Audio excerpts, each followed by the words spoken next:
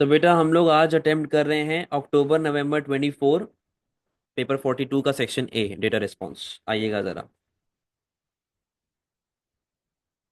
अच्छा, अब जरा रिस्पॉन्स को देखें क्या कह रहा है। Reduced migration to the US. अब देखो बेटा, ये कॉम्प्रिहेंशन नहीं होता कि आप लोग कॉम्प्रिहेंशन की तरह पूरी पूरी लाइनें यहाँ से उठा के जो है वहां पे लिख देते हैं आंसर में। ऐसे नहीं होता। ये केस आपको दिया जाता है कि आप इससे लिंक करें और अपनी नॉलेज के हिसाब से अपनी इंफॉर्मेशन लिखें यहाँ पे। देखिएगा जरा। The factors of production, land, labor, capital, and enterprise from the basis for all economic output। सही है। कहता है जी, जो आपके बेसिक एफओपीज हैं, लैंड, लेबर, कैपिटल, एंटरप्राइज, ये बेसिक इकोनॉमिक आउटपुट फॉर्म करते हैं, क्योंकि ये फैक्टर्स ऑफ प्रोडक्शन है। ठीक है। ये सारे एफओपीज हैं और इनको इनपुट भी कहा जाता है। तो बेटा प्रोसेस किस तरह चलता है? Input, process, output. ये मामला चल रहे होते हैं ना, इसी तरह तो काम होता है। Whilst land is geographically fixed, the other factors of production, for example, labor are mobile। ठीक है जी। कहता है जी, लैंड जो है वो आपका भले फिक्स्ड होता है, लेकिन जो लेबर है वो मोबाइल होता है। वो किसी भी कंट्री में जा सकता है, किसी भी जगह पे जा सकता है, काम कर सकता है। Large number of migrants move from country to country every year, many migrate to US. कहता है कि जी, बहुत सारे लोग जो हैं वो कंट्री टू कंट्री जाते हैं, और बहुत सारे लोग ऐसे भी हैं जो किधर आते हैं? यूएस। तो अगर मैं यहाँ पे एक बात लिखूं, यूएस के अंदर आय वाला इमिग्रेशन काफी कॉमन है। ठीक है। The average increase in the number of migrants working in the US was 0.6 million per year until 2018। कहता है कि एवरेज इंक्रीज जो आपके पास माइग्रेंट्स के अंदर होता है ना यूएस के अंदर, तकरीबन भी 0.6 मिलियन होता है हर साल। ठीक है। तो 0.6 मिलियन से हर साल यूएस की आबादी बढ़ जाती है। However, the COVID-19 restriction in place since 2019 prevented migration, and by 2020, the total number of migrants working in the US was nearly 2 million, lower than expected। कहता है जी कि हमारे पास जब कोविड 19 आया, कोविड 19 से लेके 2022 तक माइग्रेंट्स कम हो गए, और जो एक्सपेक्टेशन के हिसाब से थी अमाउंट, उसके मुकाबले में 2 मिलियन कम थे। ठीक है। फॉर एग्जाम्पल, अगर आप लेट से 6 मिलियन एक्सपेक्ट कर रहे थे, तो 4 मिलियन लोग आपके मुल्क में आए। Half of migrants initially come as students to be college educated, often in science based subjects. Post graduation, they often remain to work in the high tech industries before many return to their home countries with enhanced skills। कहते जी, यहाँ पर लोग आते कैसे थे? Student के तौर पे आते थे कि भाई हम लोग एजुकेट होंगे, हम लोग कॉलेज करने जाएंगे, चीज़ें सीखेंगे। Often in science based subjects. तो जब पोस्ट ग्रेजुएशन होती है, वो क्या करते हैं कि वो हाईटेक इंडस्ट्रीज में काम करते हैं, और कुछ लोग जो कि वापस अपने मुल्क चले जाते हैं, तो वो स्किल्स लेके अपने साथ अपनी कंट्री जाते हैं। Well educated immigrants are 3 times more likely to start business than inhabitants of the US. कहता है कि वो पढ़े लिखे इमिग्रेंट जो कि यूएस आते हैं, वो ज्यादा बिजनेसेस सेटअप करते हैं एज कंपेयर टू यूएस का अपना लोकल बंदा। ठीक है। The reduction in the number of new migrants would reduce the number of new businesses, and this in turn would reduce job creation by estimated 200,000। कहता है कि जब आपके पास इमिग्रेशन ही कम हो जाएगी, तो आपके पास बिजनेसेस भी कम होंगे। ठीक है।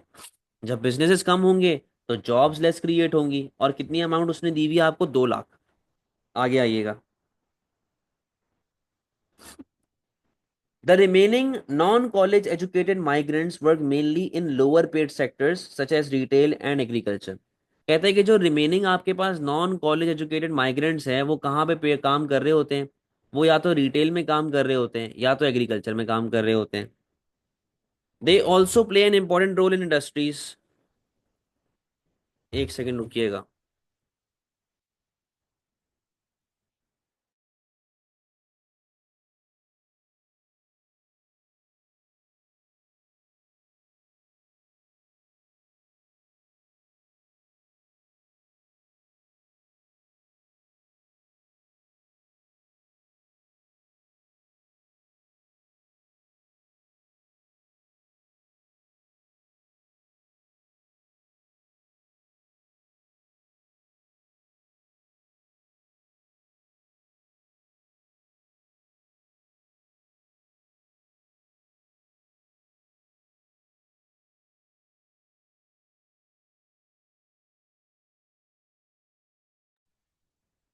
अच्छा, क्या लिखा हुआ था भाई, कहाँ थे हम लोग? हाँ, कि जो आपके remaining non college educated migrant workers हैं, mainly in lower paid sector such as retail and agriculture, ठीक है, they also play an important role in industry such as hospitality and food related services. कहता है कि जी आपके पास कम educated जो लोग हैं ना, वो ज्यादातर किस काम के अंदर ज्यादा फोकस करते हैं, कहाँ पे उनका एक रोल होता है इंपॉर्टेंट, हॉस्पिटैलिटी के अंदर या फिर फूड रिलेटेड बिजनेसेस के अंदर या सर्विसेज के अंदर। मोस्टली क्या होता है कि जो इमिग्रेंट्स वहाँ पे होते हैं वो या तो हॉस्पिटल में चले जाते हैं एज अ नर्स, ठीक है, या वार्ड बॉय, या फिर फूड इंडस्ट्री के अंदर शेफ बन जाते हैं, कैशियर बन जाते हैं, कुछ भी कर लेते हैं। Many of the migrants send money to family members who remain in their home countries, यानी कि जितना पैसा ये लोग कमाते हैं, बहुत से लोग ऐसे हैं जो कि रेमिटेंस की सूरत में वापस अपने घर भिजवा देते हैं। Figure 1.1 shows the relationship between job vacancies in various industries and the share of migrant workers in the workforce of these industries in the US। कहता है कि भाई फिगर 1.1 क्या बता रही है, रिलेशनशिप बता रही है between job vacancies in various industries and the share of migrant workers in the workforce of these industries. ठीक है, अब जरा देखिएगा, बेटा चल रही है क्लास अभी, आना है तो आ जाए। अब देखिएगा जरा भाई क्या चल रहा है। यहाँ पर उसने आपको एस्टिमेटेड रिलेशनशिप बता दिया, ठीक है, आपको जो है वो क्या कहते हैं, आर्ट्स एंटरटेनमेंट वगैरह इन सारी चीज़ों के बारे में बता दिया, ठीक है, और आपको डिफरेंट जो है वो,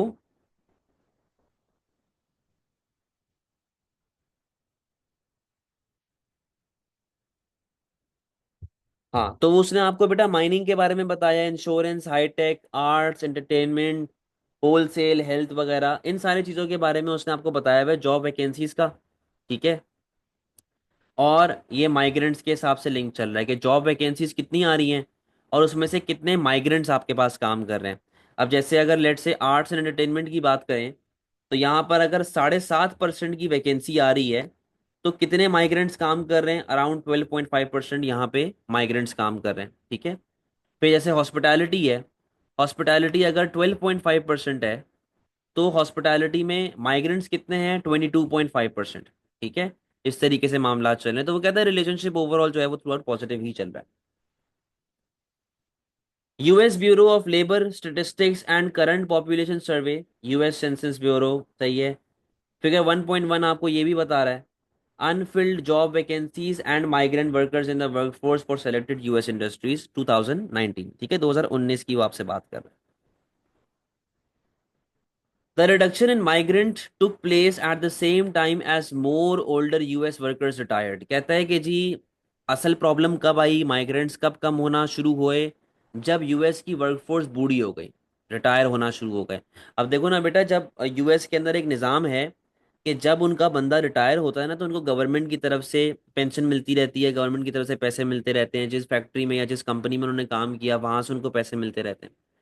तो एक तरीके से अगर देखा जाए तो यूएस में रहने वाले बुड्ढे जो हैं वो अपनी गवर्नमेंट के लिए एक बर्डन है, क्योंकि गवर्नमेंट को उन्हें फिर संभालना पड़ता है, गवर्नमेंट को उन्हें फिर जो है वो ट्रांसफर पेमेंट देनी पड़ती है, उनका ख्याल रखना पड़ता है। अब वहां पे हमारा देसियों वाला कल्चर तो है नहीं ना कि बच्चे अपने माँ बाप का ख्याल रखेंगे, उनके साथ रहेंगे, सही है, उनकी खिदमत करेंगे। बाहर तो वो कहते हैं बुड्ढा बुड्ढी को उठा के बाहर फेंको, यानी कि ओल्ड एज होम में डाल दो, या फिर वो अलग हो जाते हैं। अलग कैसे होते हैं जी, माँ बाप अलग रह रहे हैं, बच्चे अलग रह रहे हैं, तो यहाँ वहां पर ये कल्चर है। Mexicans and Central Americans form the largest share of migrants at over 35% of the total। कहता है कि मेक्सिको से और सेंट्रल अमेरिका से तकरीबन भी 35% जो है ना वो आपके माइग्रेंट्स आते हैं यूएस में। Average incomes in their home countries are between 10% and 20% of the US average. कहता है कि अगर ये लोग अपनी होम कंट्री में रह के काम करते, तो जितने पैसे ये लोग यूएस में बनाते हैं उसके मुकाबले में खाली 10% या फिर 20% बना रहे होते हैं, ठीक है। तो ये एक उनके लिए बड़ी फायदे वाली बात है कि उनकी ओवरऑल इनकम बढ़ रही है। There is also significant unemployment and under employment in their home countries. कहते हैं जी उनकी कंट्री के अंदर अनएम्प्लॉयमेंट भी रहती है, अंडर एम्प्लॉयमेंट भी रहती है, तो यहाँ पर जब वो आते हैं तो उनको एक अच्छा रोजगार मिल जाता है। In the US migrants earn on average 12% less than the average wage for all workers. कहता है कि यार यूएस के अंदर ना जो माइग्रेंट्स होते हैं, जो आपकी ओवरऑल एक एवरेज वेज है ना, जितने भी लोग पैसा कमा रहे हैं उनके मुकाबले में तकरीबन भी 12% लेस पैसे कमाते हैं।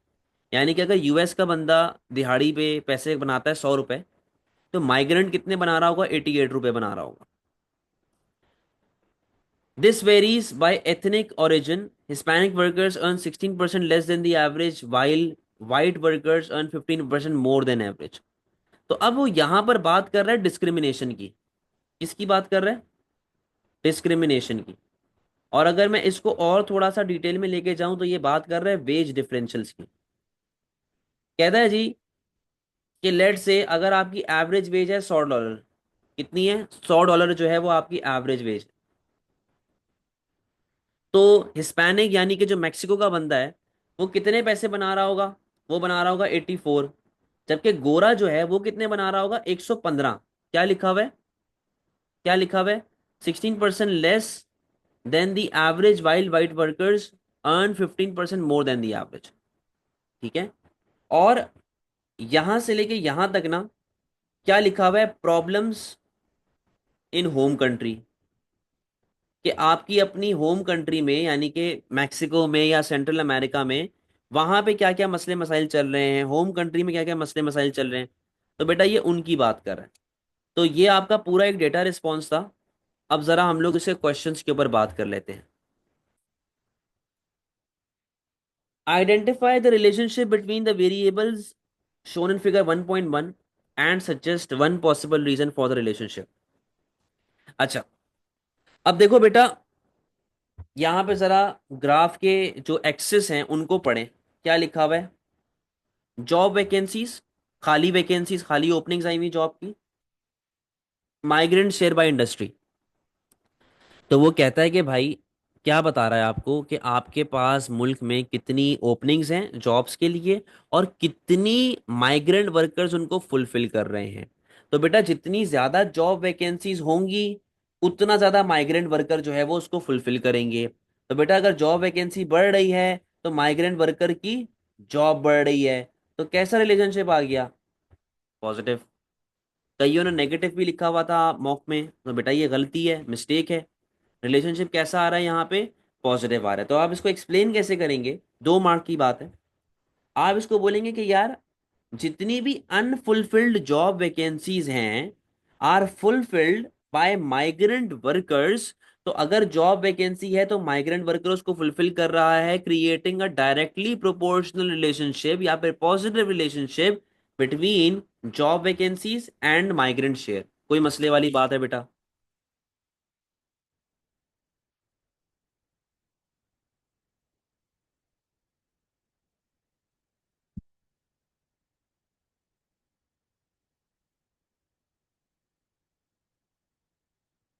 हाँ, ऐसे भी लिख सकते हैं।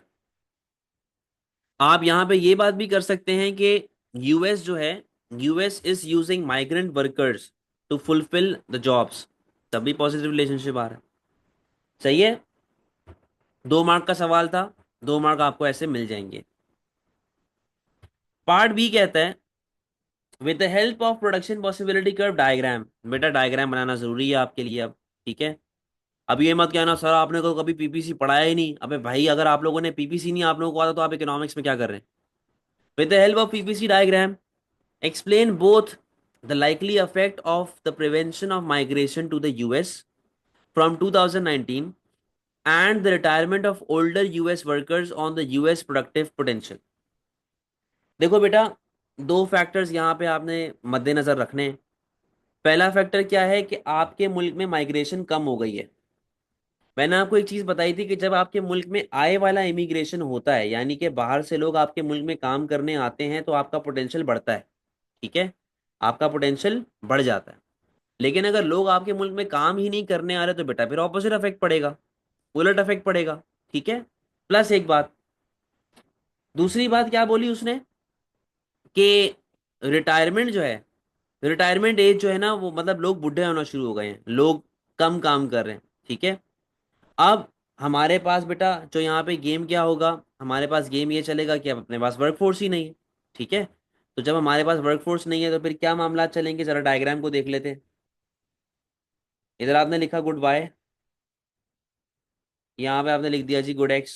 ठीक है, ये आपका पीपीसी है, वो ऐसा पीछे की तरफ आ जाएगा। ठीक है, ऐसा पीछे की तरफ शिफ्ट मार देगा।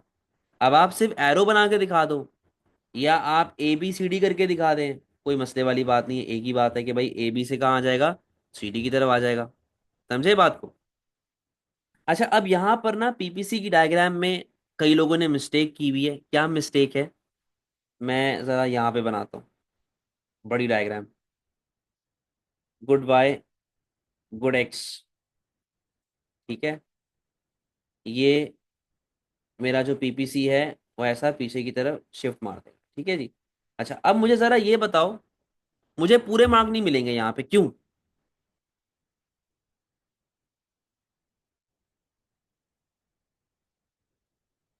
मुझे पूरे मार्क नहीं मिलेंगे भाई, वजह क्या है?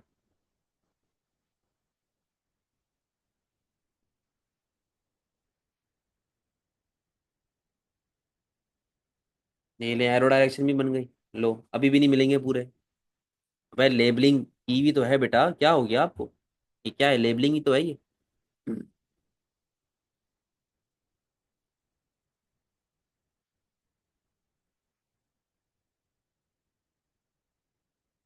क्यों नहीं मिलेंगे पूरे मार्क्स?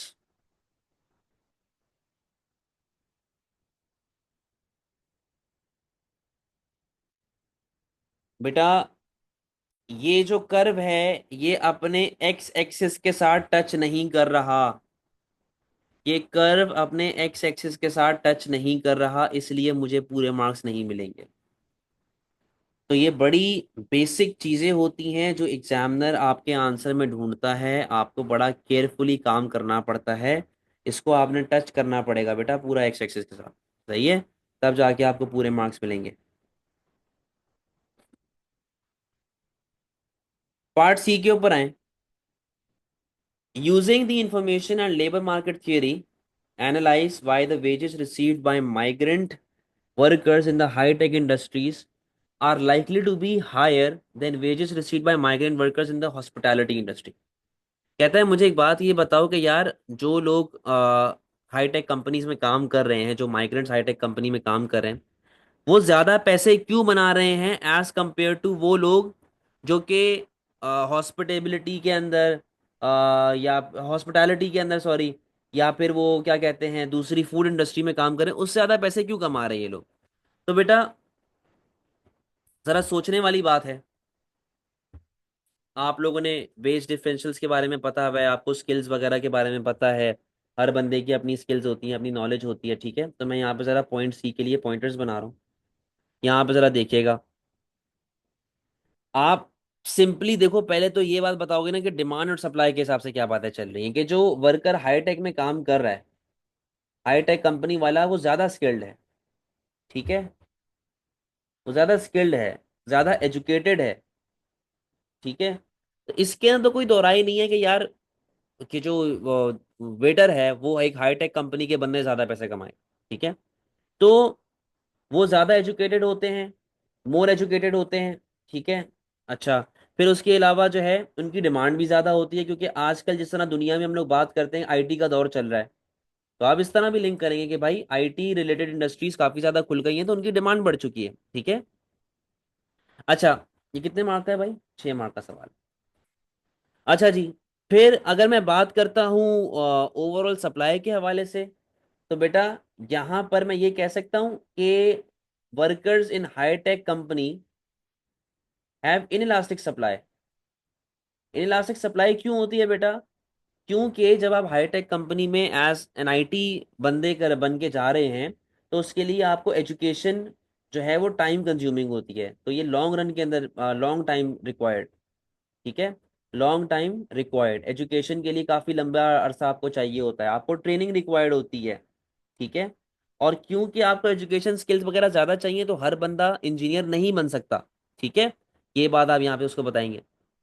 अच्छा, फिर आप उसके अंदर इस तरह भी बता सकते हैं कि हमारे पास इमिग्रेशन भी तो कम हुई है। हमारे पास इमिग्रेशन भी तो कम हुई है यूएस में।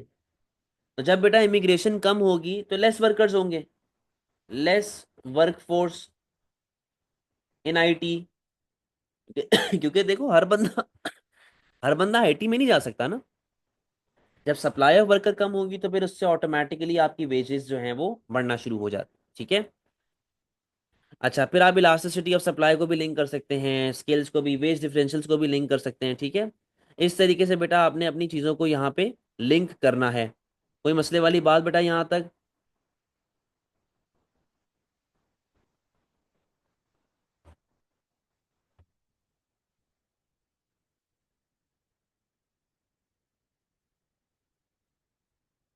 अच्छा, अब आ जाए ज़रा पार्ट डी पे। Evaluate the likely impact of a return to the migration levels prior to 2019 on the macroeconomic performance of the US economy। कहता है कि यार, अगर आप 2019 में, हमारे पास मसला आना शुरू हुआ था ना यहाँ पे, इधर है, आगे था मेरे ख्याल में,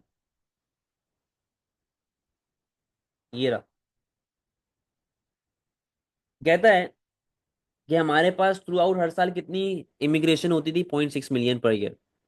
2019 के बाद से कम होना शुरू हो गई, और 19 से लेके 22 तक वो कंपैरेटिवली काफ़ी गिर चुकी है। तो कहता है जी, अगर हम लोग 2019 से वापस पहले चले जाएं तो मुझे ये बताइएगा कि क्या हमारे पास इम्पैक्ट आ रहा होगा इस चीज़ का। तो बेटा, जाहिर सी बात है, जब उसने कहा है कि आपकी इमिग्रेशन 2 मिलियन से गिरी है, अगर मैं 2019 से पहले जाता हूँ तो हमारे पास इमिग्रेशन ज़्यादा होती। ठीक है ना। तो अब यहाँ पे आओ ज़रा, यहाँ पे आओ ज़रा, पार्ट डी की हम लोग बात कर रहे हैं। पार्ट डी में क्या कहानी है बेटा? आपने यहाँ पे बात करनी है कि प्रायर टू 2019, अगर मैं 2019 से पहले चला जाऊँ तो आपकी इमिग्रेशन जो थी कितनी थी? 0.6 million per year. 0.6 million per year. ठीक है। इससे क्या होता कि आपके पास सप्लाई ऑफ वर्कर बढ़ती। जब आपके पास बेटा सप्लाई ऑफ वर्कर बढ़ रही है तो उससे आपकी वेज रेट कम हो रही है, और आपके पास एग्रीगेट सप्लाई क्या होना शुरू हो जाएगी बेटा? आपकी एग्रीगेट सप्लाई बढ़ना शुरू हो जाती है। इससे क्या अचीव होगा आपको? सही है, प्राइस स्टेबिलिटी। अच्छा जी, फिर उसके बाद उसने ये भी लिखा हुआ है कि जो हमारे पास इमिग्रेंट्स हैं, इमिग्रेंट्स बिजनेसेस क्रिएट करते थे, यहाँ पर कहीं लिखा हुआ था, ये रहा। ठीक है। जब वो नए बिजनेसेस क्रिएट करेंगे, न्यू बिजनेसेस, तो उससे और क्या क्रिएट होंगी बेटा? जॉब्स क्रिएट होंगी। ठीक है, और जॉब्स क्रिएट होंगी। 2 लाख बंदों की नौकरी क्रिएट करते थे वो लोग, और जॉब्स क्रिएट होंगी आपकी। सही है, ये चीज आपने बता दी। जॉब सब क्रिएट होंगी तो बेटा लोगों को मिलेगा इनकम, उनकी स्पेंडिंग बढ़ेगी। ठीक है। और मुल्क में क्या आना शुरू हो जाएगा बेटा? ठीक है, ये बात आपने उसको बता दी।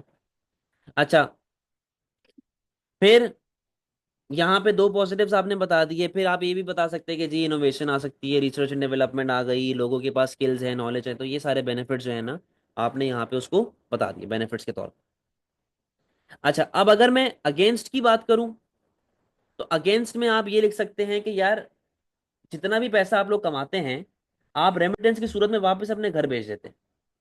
कहाँ लिखा हुआ था ये रहा। जितना पैसा आप कमाते हैं आप रेमिटेंस की सूरत में वापस अपने घर भेज देते हो। तो बेटा, जब रेमिटेंसेस आप भेजेंगे, आप जब रेमिटेंस भेजेंगे तो उससे आपका balance of payment negatively affect होता है। अगर आपको याद हो, नेट ट्रांसफर के अंदर आती है रेमिटेंस। यूएस से रेमिटेंस निकल के वापस इंडिया, पाकिस्तान, नेपाल, बांग्लादेश जा रही है, तो बेटा उससे तो बैलेंस ऑफ पेमेंट खराब ही होगा ना आपका। अच्छा, फिर प्रॉब्लम क्या हो सकती है बेटा? Problem with local labour. Local labour का मतलब क्या है कि बेटा, अगर इमिग्रेंट आ रहा है तो वो एक तरीके से कंपटीशन क्रिएट कर रहा है लोकल बंदे के लिए, लोकल मजदूर के लिए। तो लोकल बंदे आपके बेरोजगार हो जाएंगे, लोकल बंदे अनएम्प्लॉयड हो जाएंगे, तो ये भी तो आपके लिए एक मसला है। ठीक है।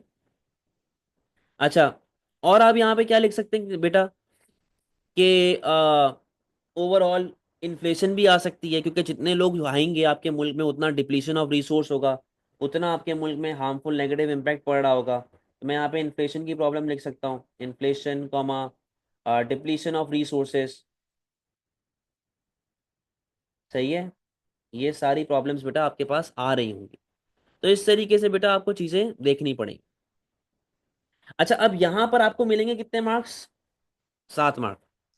1 मार्क का आपका होगा कंक्लूजन। और कंक्लूजन किस बेसिस पे जाएगा? कहता है जी, evaluate the likely impact of a return to the migration level prior to 2019 on the macroeconomic performance of the US. कि आपकी मैक्रो इकोनॉमिक परफॉर्मेंस जो है वो इससे इम्प्रूव होगी या इससे खराब होगी। देखो, मैं अगर आप लोगों की जगह होता तो मैं यहाँ पे ये लिखता कि भाई इससे हमारी परफॉर्मेंस खराब होगी। पीछे वजह ये है कि भाई हर चीज एक लिमिट में सही रहती है। अगर हर बंदा ही यूएस में, देखो हम लोग रोते रहते कि यूएस का वीजा नहीं लगा, यूएस का वीजा नहीं लगा, मैंने वहां जाना था, काम करना था। आप उनके हिसाब से तो सोचो। अगर आप वहां जाके काम करना शुरू कर देंगे, आप वहां जाके रहना शुरू कर देंगे, तो उनका लोकल बंदा कहाँ जाएगा? सोचे ना इस चीज को। तो भाई जैसे हम कराची में हम लोग रहते हैं, तो हम लोग रोते हैं ना इस चीज को कि यार पूरे मुल्क से बंदा उठ के कराची आ जाता है काम के सिलसिले में या जो भी मामलात है। तो अब अपने हमारे नजरिए से भी तो सोचें कि यार हमारे लिए कितनी मुश्किल होती है कि ये जॉब्स नहीं मिलती लोगों को, या फिर लोगों को पानी नहीं मिल रहा। ये सब डिप्लीशन ऑफ रिसोर्स है ना। तो बेटा हर चीज एक लिमिट में सही रहती है, हर चीज कंट्रोल्ड होनी चाहिए। बिल्कुल ये बात जायज है, गवर्नमेंट को इकोनॉमिक ग्रोथ तो मिलेगी, लेकिन उससे आपके ना जो दूसरे मामलात हैं, दूसरे ऑब्जेक्टिव्स हैं, जैसे कि आपके अनएम्प्लॉयमेंट को कम रखना, ये ऑब्जेक्टिव ये फुलफिल नहीं हो पाएगा। बैलेंस ऑफ पेमेंट वाला अचीव नहीं हो पाएगा। ठीक है। हाँ, लेकिन इकोनॉमिक ग्रोथ आपको अचीव हो सकती है, एक आपका ऑब्जेक्टिव है। दूसरा, इकोनॉमिक ग्रोथ जो प्राइस स्टेबिलिटी है वो डिपेंड करता है कि अचीव हो या ना हो। तो इन कंक्लूजन जो आपके 4 ऑब्जेक्टिव्स हैं, कौन कौन से, मैं यहाँ पे लिख रहा हूँ ब्लू पेन से। प्राइस स्टेबिलिटी, दूसरा बीओपी स्टेबिलिटी, तीसरा economic growth, economic growth,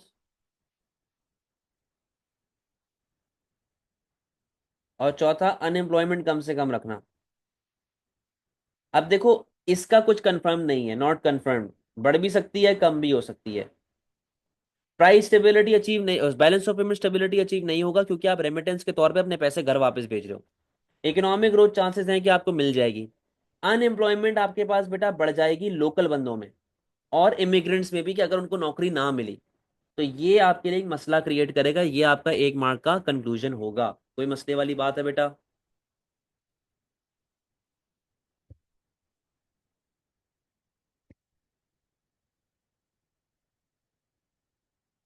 set है। तो बेटा ये वाला हमारा पेपर कंप्लीट हो चुका है। पूरा डेटा रिस्पॉन्स भी आप लोगों को करवा दिया। ये मॉक का ही पेपर है और आप लोगों को जो है वो ओवरऑल भी मैंने सारी चीज़ें बता चुका हूँ मैं, सेक्शन बी और सी की। ठीक है। चले जी, जा सकते हैं बेटा। अल्लाह हाफिज़।